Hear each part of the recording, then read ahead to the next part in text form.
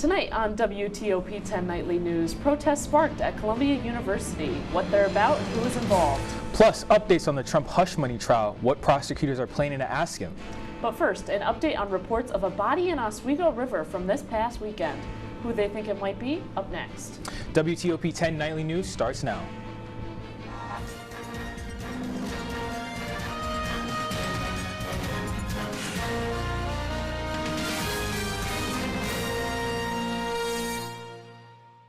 Good evening and welcome to WTOP-10 Nightly News. I'm Jacqueline Driggs. And I'm Nasir Meikle. The Oswego Police Department is continuing its search after reports of a body in the Oswego River this past weekend. Sunday morning, the Oswego Police and Fire Departments responded to a call about a body in the Oswego River. At that time, police say multiple Marine and air units were dispatched, but were unable to locate the body. Tuesday afternoon, police were alerted to a missing persons report for Kenneth J. Gardner. Police say they believe the body in the river was Mr. Gardner based on the description they received. Anyone with information on this incident or Kenneth Gardner are urged to contact police as soon as possible. A SUNY-wide initiative has been instilled to completely eliminate single-use plastics to combat the damaging effects that they have on environmental and public health. Advancements have already been made over the past decade, including water filling stations as well as Shining Waters lakeside cleanup. The dining halls will be making shifts such as eliminating single-use condiment containers, which have been used since the COVID-19 pandemic. Items such as bags, bottles, and utensils will also be shifting to a more sustainable choice, and recycling will be more encouraged. Continuing a SUNY Oswego tradition, Isaac McGee is heading to the Czech Republic as a finalist of the U.S. Student Fulbright English Teaching Award. McGee will be a teacher's assistant teaching English after leaving the world of banking. McGee says that teaching financial literacy in a bank to underprivileged communities drew him to fill an empty role as a high school teacher to those that need it. Isaac McGee will be in the Czech Republic from August 2024 to June 2025. The speakers for Oswego's May 11th commencement ceremonies were announced. The speakers include Trudy Perkins, who has a strong record of public service and communications work, Ed Alberts, an entrepreneur who's launched many businesses in the central New York area, and Anthony Q. Davis, the superintendent of the Syracuse City School District. Perkins will be receiving an honorary doctorate in humane letters from SUNY. In other New York news, we have an update on the shooting of two police officers in Syracuse. Officers Michael Jensen and Lieutenant Michael Husak were killed in a shootout with a suspect on Sunday night. The suspect, Christopher R. Murphy, built his own illegal assault weapon using different parts. The Onondaga County DA states the gun used was a Springfield AR-15 that he modified to have an illegal protruding pistol grip and a banana clip. The DA also states Murphy made the gun to avoid the need for a semi-automatic permit and background check. By Q4 of 2025, the largest dairy production in the Northeast is projected to be up and running. Governor Kathy Hochul and Coca-Cola celebrate the groundbreaking new Fairlife production facility in the town of Webster. This will be a $650 million investment and create approximately 250 new jobs. Governor Hochul also announced that $20 million will be going towards a state-of-the-art wastewater treatment plant. These investments are in support of the Finger Lakes Forward strategy to promote economic opportunity throughout the region. The NYPD arrested more than 100 pro-Palestinian protesters at Columbia University. The protest began on Wednesday during the school president's testimony to the House Committee about the school response to anti-Semitism. Protesters who were made up of students, faculty, and members of the public set up signs, tents, and a rally. With many protesters camped out overnight, officers used bullhorns to announce that the protesters will be arrested if they didn't disperse on Thursday. The NYPD were authorized by the Columbia University president to dismantle the encampment. Prosecutors plan to use former President Trump's past legal run-ins against him if he testifies at his New York criminal trial. In a court filing Wednesday, prosecutors say they will ask Trump about the recent verdict in the civil fraud trial, including what they say was false testimony. Other items prosecutors plan to question Trump about include the defamation case brought by E. Jean Carroll, his namesake company, in 2022 tax fraud conviction, and his lawsuit against Hillary Clinton that was dismissed for being frivolous. Judge Merchant plans to hold what's called a Sandoval hearing, which will determine the scope of what prosecutors can ask Trump if he takes the stand. The judge says that hearing can happen as early as Friday, but only if he can get all of the remaining jurors seated. And now let's take a quick look at the weather with Storm Team 10 meteorologist Aurora Fitzgerald. Thanks, guys. So taking a quick look at our weather headlines. April showers are going to continue. Again, April showers bring May flowers. It is appropriate. The winds will be picking up with these rain showers continuing into next week, but the sun will return Sunday into Monday, hopefully. Maybe it's here to stay. And where is spring? It feels chilly outside. The temperatures aren't really doing their thing. So what's Mother Nature deciding? I'll have my full weather forecast coming for you guys up right after the break. And coming up later tonight, a lake in Mexico is disappearing. Why it's disappearing and what the government is saying about it. Google recently fired a handful of employees. Why they were fired and after the break. What's going on? Yeah, dude, we go on at like 11:30. It's like, No. what do you mean no? It's 10:30. 10:30? Matt, it's 10:30. What do you mean it's 10:30? Hey, don't touch that. That's my ladder. Hey, man. Whoa. You know this book was already discounted 10%? Wow. Wow. Get a close up of that one. Matthew, Broadcast news. look at that. Can we go back inside? I want to sleep in the studio again.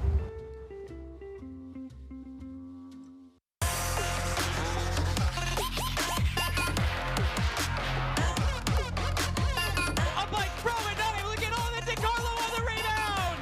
Alex DeCarlo.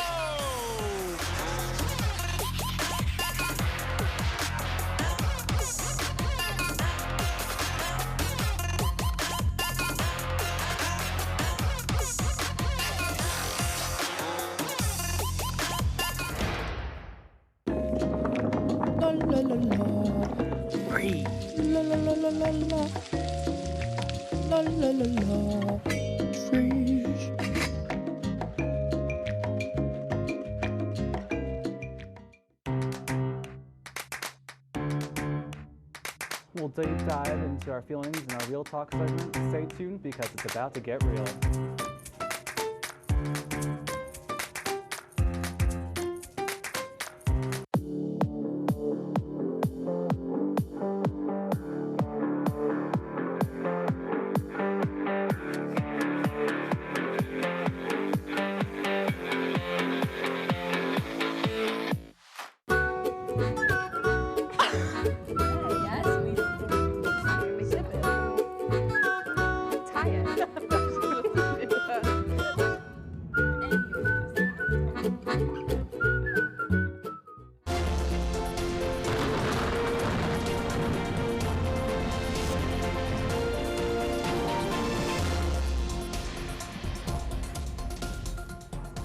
Welcome back to WTOP-10. I'm your Storm Team 10 meteorologist, Aurora Fitzgerald.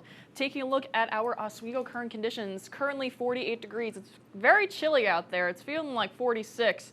Now, why is it feeling so chilly? We're in a cold front right now, and it's actually bringing some rain as well, so you might have been seeing some scattered showers throughout the day. The wind is southeast at 5 miles per hour, so it's not too breezy out there, but that will be picking up over the weekend. Dew points at 45, humidity is at 85%. Visibility, not too much, again, because of that rain, and sunrise is at 6:19 a.m. Sunset is at 7:53 p.m.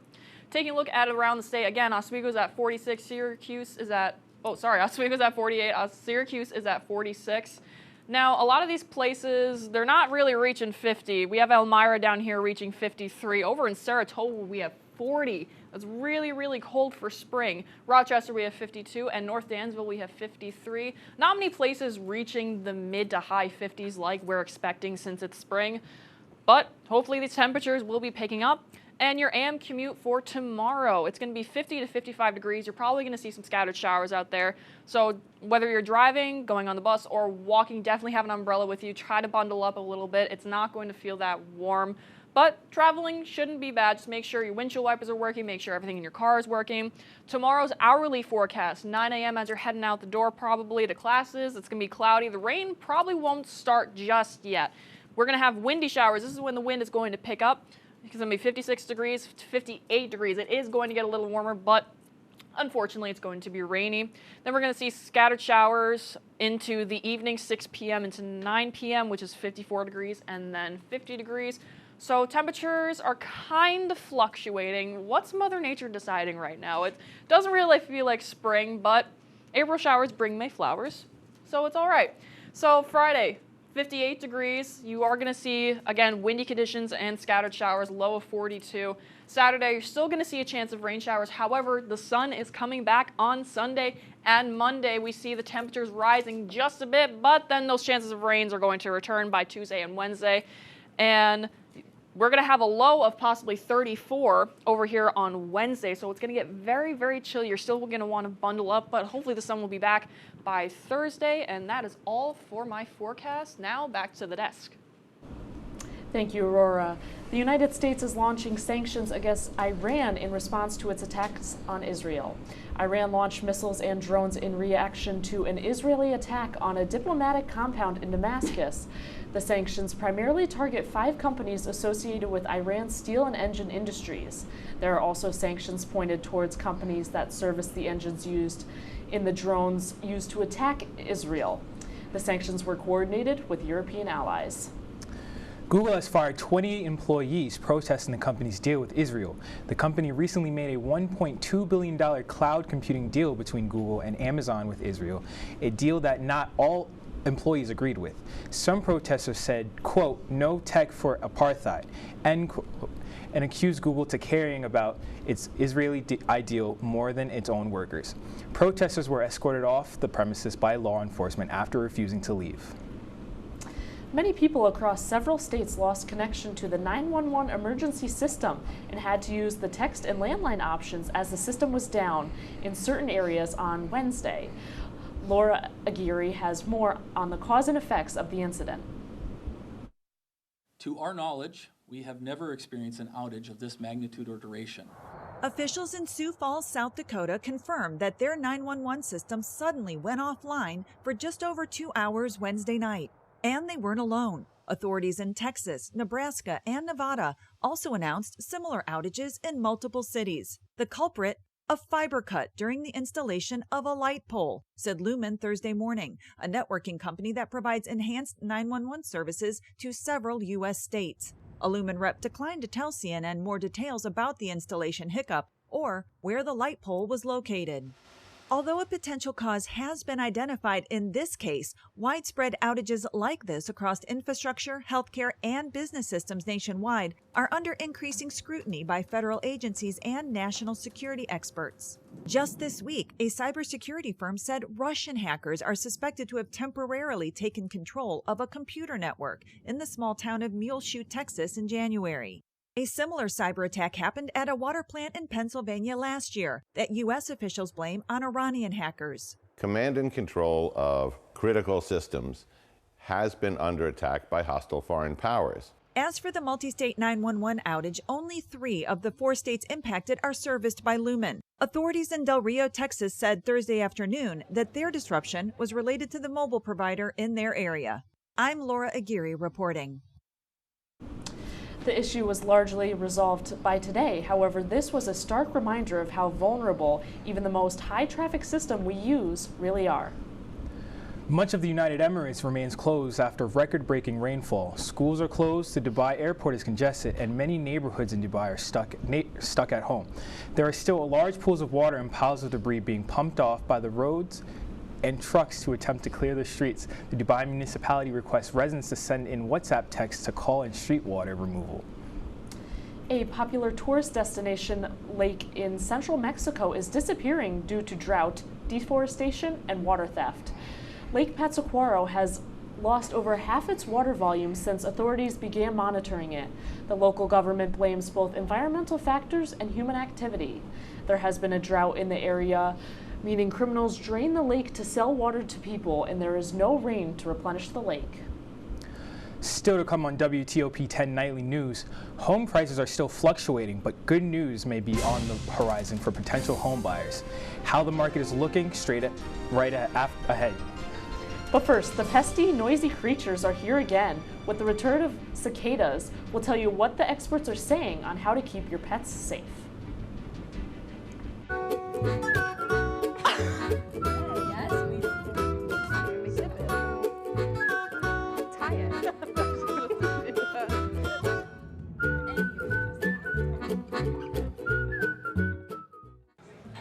Put the keys down, Kevin. But I'm gonna drive home. There are several warning signs present that you shouldn't be driving. I guess I have really been looking for love in this dating app. Yep, I'm definitely gonna call a ride home.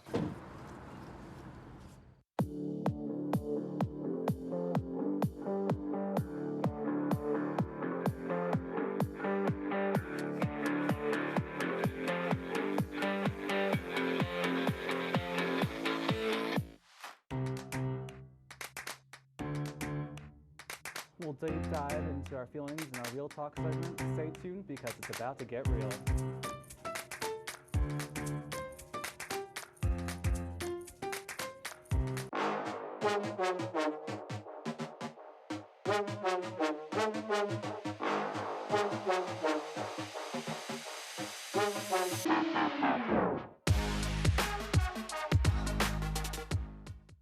What's going on? Yeah, dude, we go on at like 11:30. It's like. No.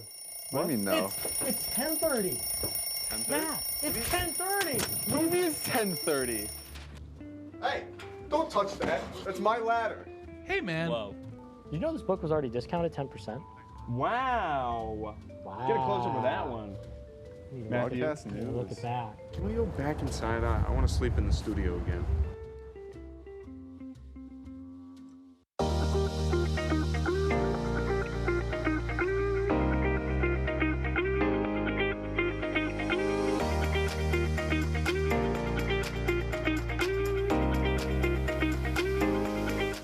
Welcome back to WTOP-10 Nightly News. It's time for your nightly health report.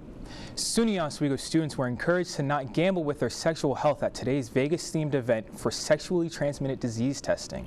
The first 100 students there received free STI tests as a part of the event at Mary Walker. The event was put on under the brand Get Yourself Tested, or GYT. Health Services says the event may mark the final year for GYT as they are considering moving towards a drop-off test service. You may remember these noisy creatures from years past, but this year we're getting a double whammy with two broads of cicadas on the way. That's left some pet owners wondering, will they be harmful for pets? Cicadas do not sting or bite, and they are non-toxic, so no worries if your furry friends decide to eat a cicada. However, some pets have their allergic reaction to shellfish and may get an upset stomach if they ingest one. Toxic to pets. They won't sting or bite your pet. The only issue will present for your pet is if they were to ingest a large amount of them, or if they're a smaller dog, if they ate a small piece of the exoskeleton, sometimes that can really irritate their GI tract. Best thing to do with your pets and cicadas is to exercise common sense in veterinary practices. Record heat causes record high rates of health emergencies in some parts of the U.S. last year. That's according to a report by the Centers for Disease Control and Prevention. The CDC says the heat-related illnesses accounted for a 20% larger share of emergency department visits than the 5 previous years. Experts say that heat-related illnesses are a continuing public health concern as climate change has caused for longer and more frequent spouts of extreme heat. That's all for now. Let's send it back to Jacqueline for your consumer report. Thank you, Nasir. As home sale prices continue to fluctuate, the National Association of Realtors is reporting that existing home sales fell last month. They say the price fell to just over $4 million. This decline was felt everywhere except the Northeast, which saw an increase for the first time since November. Experts believe home sales might not rise much higher as the Federal Reserve signals it won't cut interest rates anytime soon. Starbucks is getting a little more sustainable. The company is releasing a redesigned plastic cup. Starbucks says the new cups are made with up to 20% less plastic. This is a part of the company's goal to reduce its carbon output in half by 2050. The new cups will roll out over the next year. And coming up in sports tonight, Luke Ratty has the latest. What's going on with the Lakers, Luke? Lots to talk about, guys. Stay tuned for all the latest news. Lakers lacrosse soars to new heights, and the Coyotes are shipping out of Arizona. That and more next. And it could be your last chance to see one occur for 2 decades, as the next time one will be visible over the continental U.S. He's May 84. Yarrow told police in the hospital that he had pressed the doorbell and waited. They mix with oxygen and nitrogen and become briefly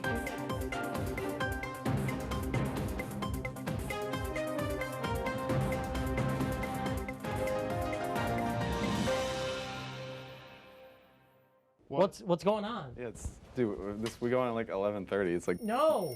What do you mean no? It's 10:30. 10:30? Matt, it's 10:30. What do you mean it's 10:30? Hey, don't touch that. That's my ladder. Hey, man. Whoa. You know this book was already discounted 10%? Wow. Get a closer for that one. Broadcast news. Look at that. Can we go back inside? I want to sleep in the studio again.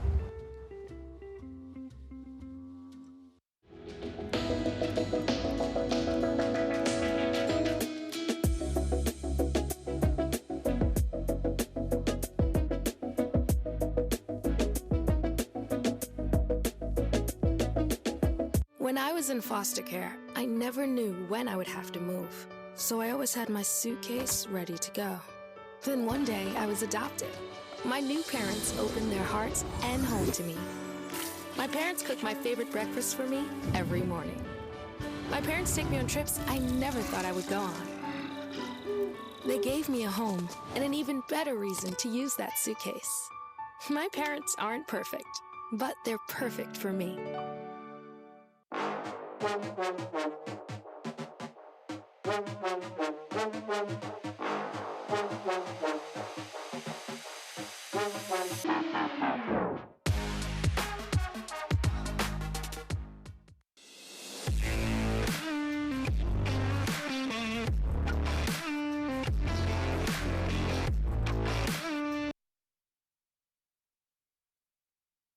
Welcome back to WTOP Nightly News.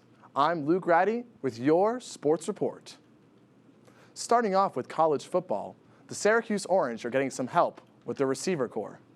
Terrell Wilflong, a three-star wide receiver from New Jersey in the class of 2025, verbally committed to the Syracuse football program on Thursday, giving the Orange as many commitments as any program in the ACC. Wilfong is ranked as a three-star recruit and the number 550 prospect in the country. The Syracuse Orange are excited to see what the prospect can do in the upcoming season. Moving on to lacrosse, the Lakers are looking unstoppable lately. Oswego men's lacrosse traveled to Rochester Wednesday in order to keep their 8-game winning streak alive when they squared up against the Nazareth Golden Flyers. The Flyers mounted an early multi-goal lead, but the Lakers did not waver. The Lakers would score 7 goals in the final quarter, and Liam Sexton's 4-goal performance would help the Lakers defeat Nazareth for the first time in their history. The Lakers' 9-game winning streak is a new program record. The women's lacrosse team will play the penultimate game of SUNYAC, and reporter Lucas Marquez has your full report. The Oswego women's lacrosse team will face Plattsburgh on the road, and their last game was here at the Laker Turf Stadium. The game against Plattsburgh will be the 4th game in history between those teams, with the Lakers winning all the previous 3 games. It will be just the 2nd time the Lakers will face Cardinals on the road, and when we look at the current form of the teams, the Lakers are 3rd on the SUNYAC conference, while the Cardinals are 8th. The Cardinals' last game was a loss against Oneonta, while the Lakers had a huge win against Buffalo State, winning 19-6. Now, 2 players to keep an eye on are Isabella Lembo, who scored 50 goals this season, and Sala Willie, who was part of 66 goals. They are 2 pillars of this team and are also leaders on the field. The Lakers have a strong attack, being the 2nd team that most scored, and Plattsburgh has the 2nd worst defense in the SUNYAC, conceding 117 goals. The Lakers have just 1 more game after this matchup before the beginning of SUNYAC playoffs. The game happens this Saturday at 11 a.m. We have Lucas now in the studio with us. Lucas, tell us your thoughts on the next match. Thank you. I think the Cardinals are going to lose this game. They only win 3 times this season, and Lakers are on fire. So I think the Lakers are going to win, and they need this win because the next game is against Cortland, and they need 1 win to qualify for the playoffs. Thank you, Lucas. Thank you. Now, on to baseball. The Pittsburgh Pirates will have to deal with one of their bullpen arms being suspended. Pirates reliever Aroldis Chapman has been suspended for the next 2 games and fined an undisclosed amount for inappropriate actions during Monday's game against the New York Mets. MLB announced yesterday. Chapman was ejected by plate umpire Edwin Moscoso after he evidently said something that the umpires didn't like, according to Pirates manager Derek Shelton. Chapman's suspension will start Friday against the Red Sox. Moving over to hockey, the Arizona Coyotes will no longer play for the state of Arizona. The NHL is moving the Coyotes to Utah to begin play as a new franchise next season, the league announced Thursday. The Coyotes players, draft picks, and hockey operations department will relocate to Utah, playing for a new, yet-to-be-named franchise. Owner Ryan Smith said there's a chance the team will play with a temporary name and logo for the next season. The SCG is looking for new suggestions from the community. And sticking with hockey, two teams fighting for that last wild card spot in the Eastern Conference. The Capitals need just one win to clinch a spot, while the Flyers must win this game in regulation. And in the first period, Alex Ovechkin, the captain, who's been on just fire lately, deflects the puck off the shaft of his stick. Somehow that finds the back of the net, beats Ayrton, and gives the Capitals a huge 1-0 lead in this game. Remember, the Capitals can only win this game in any kind of way, and they're in the playoffs. But the Flyers won't go away that easily. A shot from the point is deflected in by Eric Johnson, who refuses to quit on this season for the Flyers. Flyers tie it up 1 apiece. Remember, the Flyers must win this game in regulation in order to make the playoffs, or have a chance at least. Moving on, third period, Flyers hold the goaltender, a desperation act to try and score a goal to take the win in regulation. It doesn't pay off. TJ Oshie finds the loose puck, shoots it into the wide open, empty net, and that would seal the deal in this game. The Capitals, somehow, some way, would manage to make the wild card, the second wild card team, and they will play the New York Rangers in the first round. We'll see you after the break. Hey there, I'm Al Roker, class of 76. Yes, way back in 76. Back when the Earth was cooling. You're watching WTOP.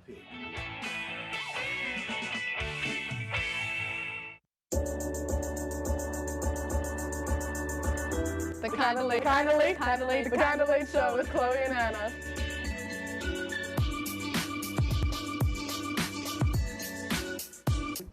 Like licorice, Twizzlers, absolutely nasty. The thought of turkey is just nauseating. I think you're wrong, is what I think. You think I'm wrong a lot of time. I do think you're wrong a lot. When you look at the number of disasters in the U.S., chances are every area will deal with some kind of emergency in the next decade. And between school, sports, and social lives, chances are you won't be with your kids when it happens. Will they know what to do? Ready.gov/kids has the educational tools and information to make the conversation easy. When the time comes, chances are they'll feel prepared, not scared. So talk with your family today.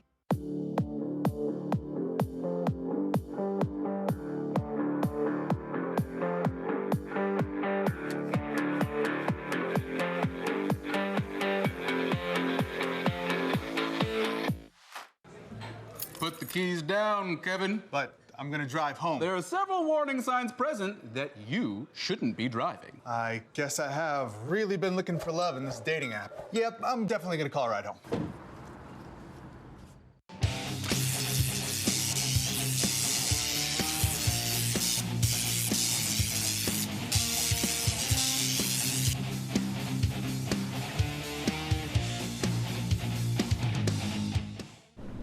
Welcome back, everyone. The pet of the week at the Oswego County Humane Society today is Ralph, named for Wreck-It Ralph. He's a natural-born menace, knocking things off his shelves, but like the cartoon character, though. And the best thing about it, he will then tell you about it. He's chatty, high energy, and very sweet, as he loves bopping heads and receiving head scratches. He's 8 months old and would do best in an energetic household. He's friendly with children, dogs, and other cats. All right.